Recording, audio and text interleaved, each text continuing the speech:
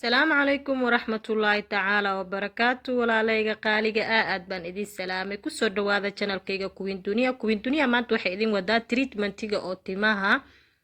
alaabti timaha loogu talagalay timaha jajabka leh timaha go'go'o timaha sidoo kale adkaaday timaha chemicalka loo isticmaalay oo raafka noqday laakiin oo waxa waaye kiimikadii laga joojiyo kale waxyaabahaas oo dhan bay u fiican tahay alaabtan caadi ma aha timaha qalalan ilmaha yaryar dadka waaweyn intaba way isticmaali karaan waan alaab natural ah waxaan ka sameysanaynaa intaas shay ah meesha inoo yaalo u jeediin waxa waaye avocado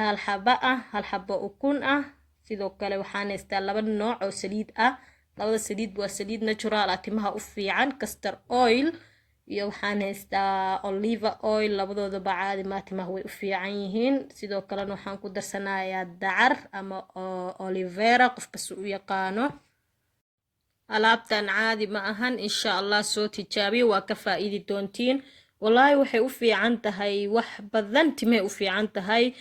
timaha qalalay oo kale oo qaleelka ah saliid hadaad marisid aan qaadanayno kale aad ku qalalan oo daciifka ah way ku nafaqeynaysaa nafaqo fiican ay siinaysaa dhalaal bay siinaysaa sidoo kalena waxay u fiican tahay timaha oo lafaha hoose hadeer soo baxayo freshka ah hadaa si fiican ugu massage gareysid tima yaryaro maasha Allah ku soo baxayo timaha go'go'o iyo jajabka leh intana way u fiican tahay way ka bixisaa sidoo kale waxa waaye ilmaha yaryar dadku waaweyn oo isticmaali karaan alaabtan ha moogaanina insha Allah laga faa'iideysto walaalayga qaaliga ah qof walbana waxay ku xiran tahay intuu rabo qiyaastiisa ana dalka xab afgaandada dhan ma wada isticmaalay jeexan ka isticmaali rabaa sidoo kale alaabtan hada isbuuca joogtaysid waad iska dareemaysiin insha Allah qofkii hal isbuuc joogteeyo iska dareemayaa aad bay u fiican tahay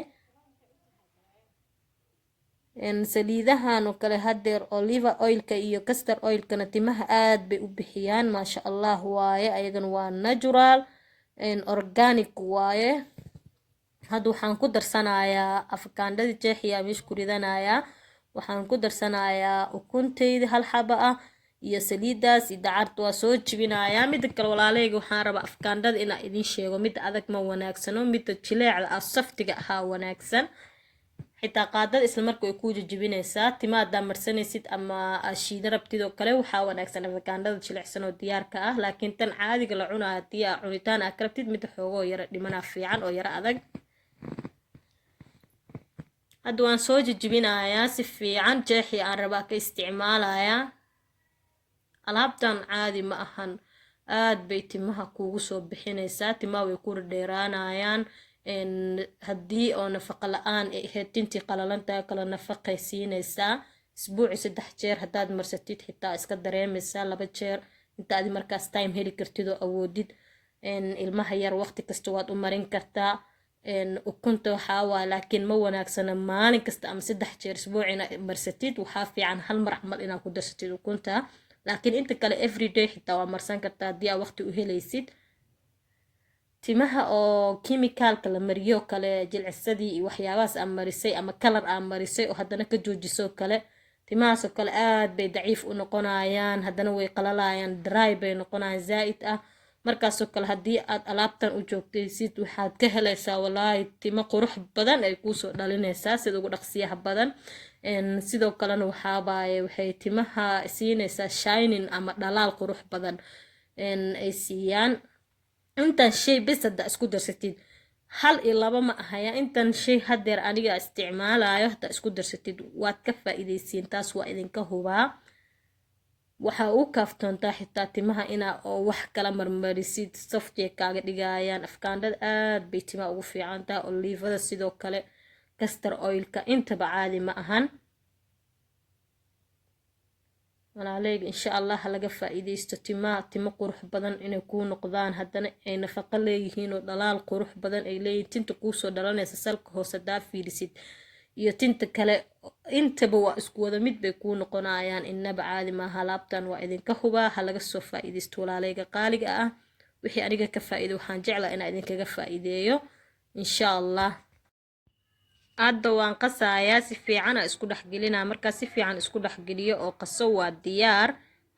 markaas waxaa waaye tinta inaan mariyaa bilaaba insha allah. Laakiin idinma tusi kari aniga hadda qaabka iskugu darsaday iyo wixii dhan idin tusay idinkaga faa'iideeyay. timeyga marinaya insha allah, idinkana sidaas oo kale iskugu darsada marsada waad ka faa'iideysiin ilmahana u mariya.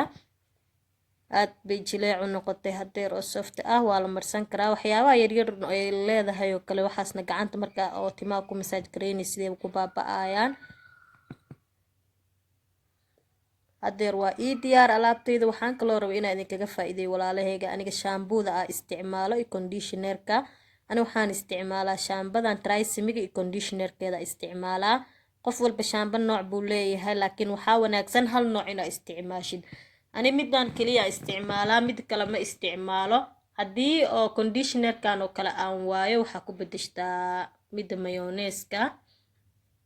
midda mayoneeskan ku bedeshtaa, taasna aad u fiican tahay. laakiin shaambo aan shaambadan bisa isticmaala, mid kale ma isticmaalo. aad bay timaha ugu fiican tahay, timaha way kuu bixinaysaa. laakiin maanta ayada ma ahayn ujeedadeeda inaa idin sharxo, mar kale idinkaga soo sheekeyn doonaa waxtarka ay leedahay insha allah. alaabtan ha laga faa'iideysto. khayr.